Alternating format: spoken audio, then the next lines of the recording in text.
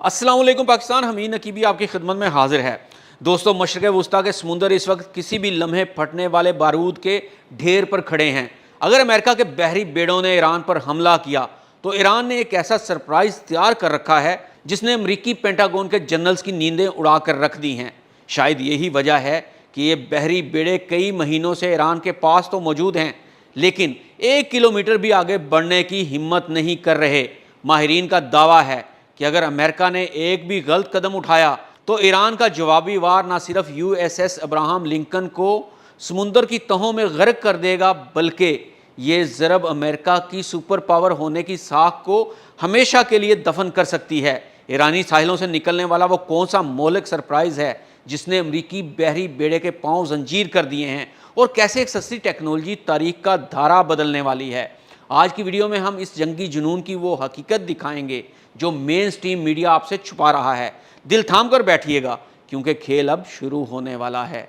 दोस्तों, एक तरफ दुनिया की सबसे बड़ी फौजी ताकत अमेरिका का $13 अरब मालियत का द्यो हेकल त्यारा बरदार बहरी बेड़ा जो जदीद तरीन रेडार्स, एयर डिफेंस सिस्टम्स और दर्जनों लड़ाका त्यारों से लैस है, और दूसरी तरफ सिर्फ $3 लाख की चंद छोटी सी कश्तियाँ जो शायद किसी आम मछेरे की कश्ती जैसी नज़र आती हैं। ईरान ने एक ऐसी गैर मुतनासिब जंग की तैयारी कर ली है जहां वो अपने इन समुद्री मछेरों के ज़रिए अरबों डॉलर की अमरीकी सासों को समुंदर बुर्द करने की सलाहियत रखता है।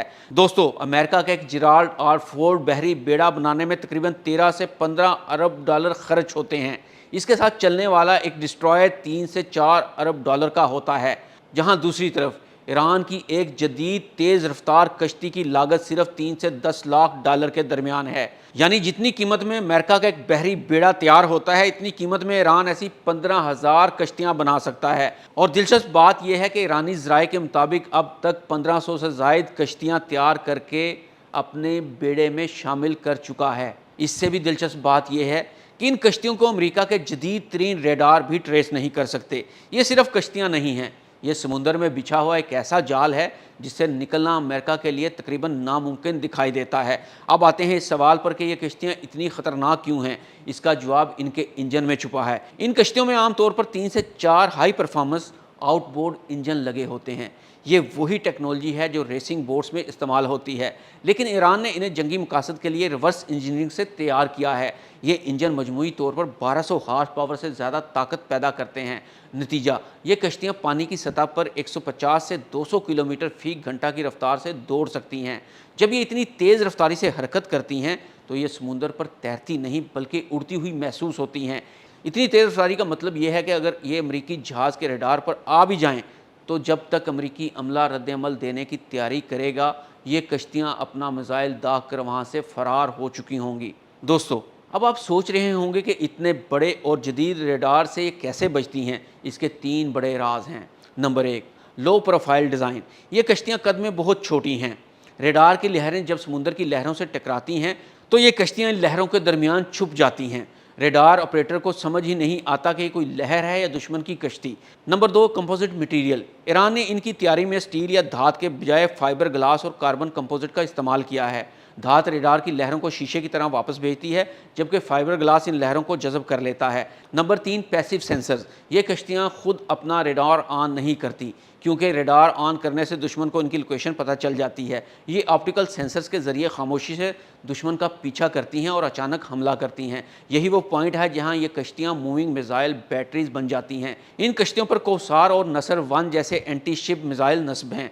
ये missile fire and forget technology पर काम करते हैं, यानी एक बार बटन दब गया तो मिसाइल खुद ब खुद अमरीकी जहाज़ की हरारत और लोकेशन को ट्रेस करके इसे हिट करेगा। अब ज़रा स्वाम टेक्नोलॉजी को समझिए। ईरान का मंसूबा ये नहीं कि वो 1 या 2 कश्तियाँ भेजेगा, वो एक साथ 100 से 200 कश्तियाँ एक गोल या झुंड की सूरत में भेजेगा। अमरीका का जदीद तरीन एयर डिफेंस सिस्टम चाहे वो कितना ही ताकतवर क्यों ना हो, एक वक्त में 20 से 30 अहदाफ को तो रोक सकता है, लेकिन जब 150 कश्तियाँ मुख्तलिफ सिमतों से मिसाइल दागेंगी तो इसे टारगेट सैचुरेशन कहते हैं। सिस्टम उलझ जाएगा, और अगर सिर्फ एक मिसाइल भी $13 अरब के बेड़े के हसास हिस्से से टकरा गया तो अमेरिका का वो गरूर समुंदर की तहों में जा गिरेगा।